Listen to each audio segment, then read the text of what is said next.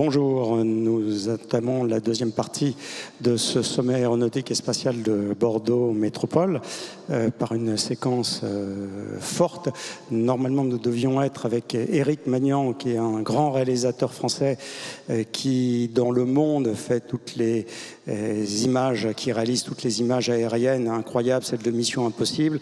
Et il devait être avec nous, malheureusement, il s'excuse, il vous prie de l'excuser, car il est dans un tournage sur également une super production et qu'on découvrira dans quelques mois. Donc je suis avec un commandant de l'armée de l'air, pilote de chasse, donc elle fait partie de ces femmes qui ont ouvert les limites d'impossible, c'est-à-dire que pendant longtemps il n'y a pas de femmes pilotes de chasse, maintenant c'est quelque chose qui est commun dans les escadrons, donc c'est encore quelque chose à poursuivre. Et on va tout de suite voir un des premiers films que Éric Magnan nous a envoyé pour être malgré tout présent. Donc on va faire sur des passagers extraordinaires.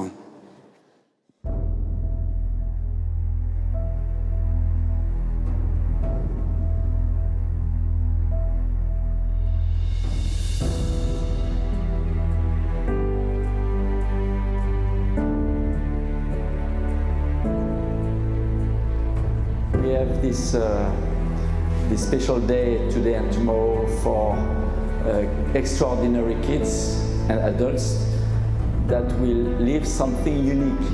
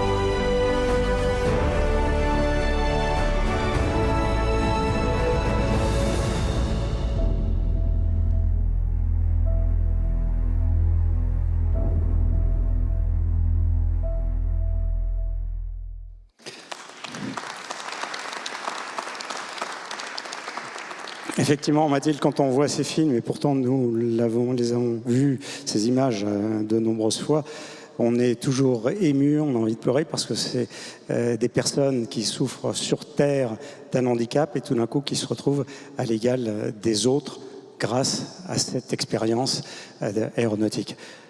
Ces émotions, Mathilde ? Oui, c'est vrai, c'est un film qui est vraiment émouvant. parce qu'on voit le bonheur dans les yeux de ces enfants, de ces adultes, et c'est quelque chose qui est, en tout cas pour moi, extraordinaire et qui me remplit d'émotions. C'est une sensation qu'on a également quand on vole en avion. Dès qu'on a décollé, eh bien, on n'a plus de barrières, on est dans les airs, on est libre en quelque sorte. On peut se mettre sur le dos, sur le ventre, monter, descendre, faire des tonneaux, peu importe. Et c'est quelque chose qui est encore plus vrai quand on est en apesanteur, qu'on n'a pas le poids de notre corps. Et je pense que c'était très important pour ces enfants qui, sur Terre, ne peuvent pas se mouvoir comme nous, on pourrait le faire. Et là, qui, dans l'espace, en 0G, sans pesanteur, eh bien, ils peuvent se mettre debout, la tête en bas, comme on l'a vu sur les images.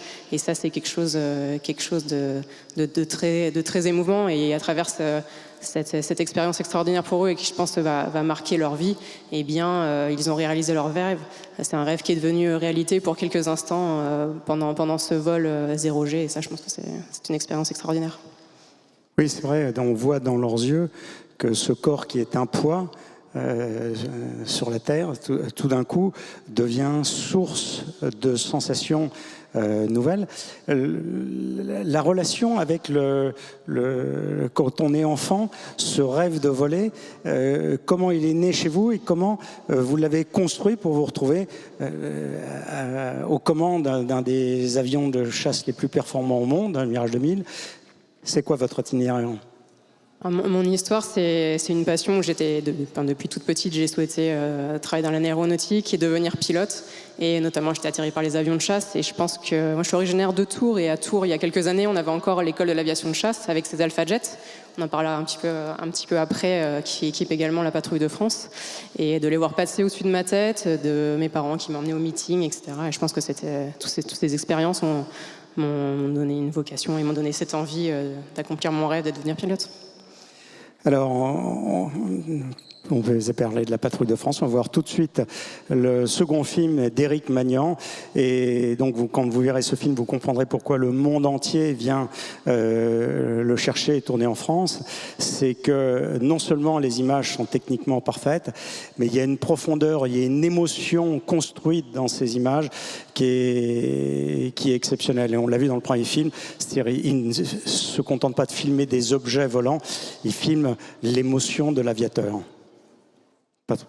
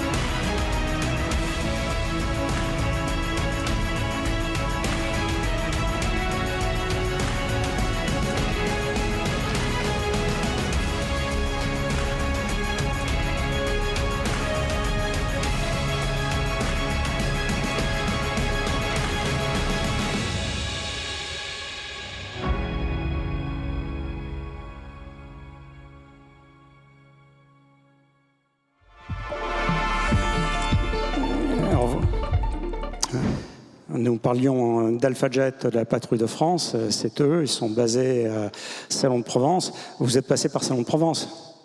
Oui, effectivement, le Salon de Provence, c'est l'école de tous les officiers, donc de l'armée de l'air et de l'espace. Donc j'ai fait mes premières années, quand je suis rentrée dans l'armée de l'air, à Salon de Provence. Les 3 premières années avec une formation théorique, académique, et aussi mes premières années dans les airs aux commandes d'un avion. Alors, quand on est à Salon de Provence, quand on est poussin, puisque c'est le terme consacré quand on arrive sur la base, on est sur une grande base aérienne qui a beaucoup d'activités, et on voit ces avions et on rêve ce qu'on peut appeler de la jouissance du ciel pour un terrien.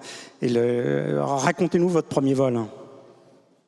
Oui, c'est vrai, c'est un petit peu une jouissance du ciel, mais je pense que on a ce rêve un petit peu avant, parce que le fait de pouvoir voir la patrouille de France en l'air, la patrouille de France, c'est un petit peu l'ambassadeur de des ailes françaises, que ce soit à l'étranger, que ce soit en France. Et c'est une patrouille qui fait rêver. Et je pense que tous les pilotes ont un jour rêvé d'être à leur place, de pouvoir voler, de pouvoir voir ce qu'il y a au-dessus des nuages, voir ce qu'il y a de l'autre côté de la montagne, et de pouvoir voir la France vue du ciel, son immensité, etc.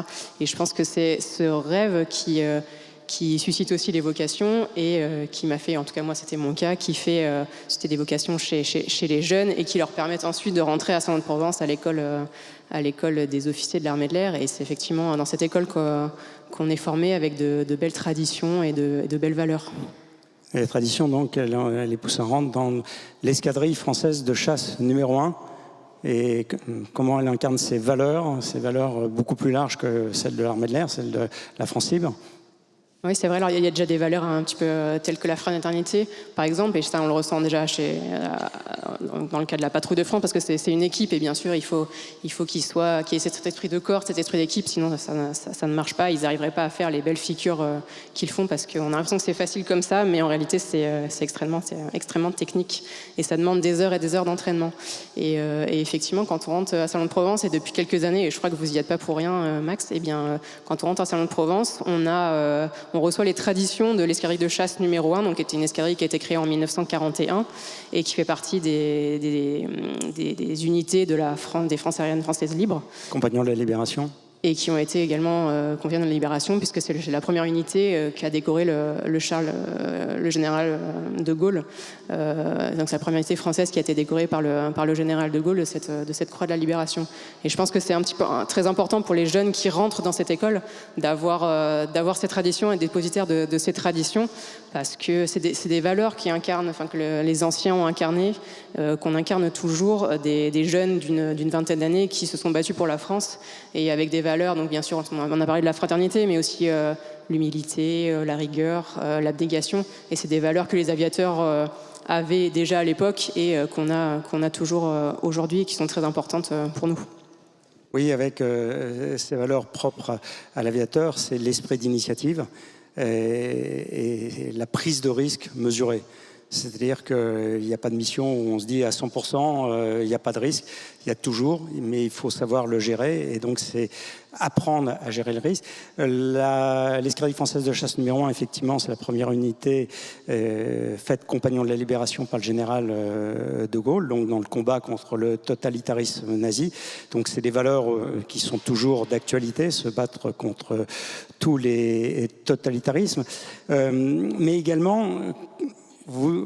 l'escadrille, il y a les pilotes, on les voit, mais il y a les ingénieurs, il y a les armuriers, il y a tout un ensemble. La mission, elle est accomplie parce que tout le monde fait son travail. Est-ce que vous pouvez vous parler de cette solidarité, de cette fraternité entre tous les aviateurs? Parce que tous les aviateurs ne sont pas tous des pilotes. Non, c'est vrai, on parle beaucoup des pilotes parce que c'est ce qui se voit, et quand on vole et quand on parle notamment de l'armée de l'air et de l'espace, c'est ce qu'on montre. On montre souvent ces avions, mais effectivement, pour faire voler un avion, eh bien, il y a toute une équipe.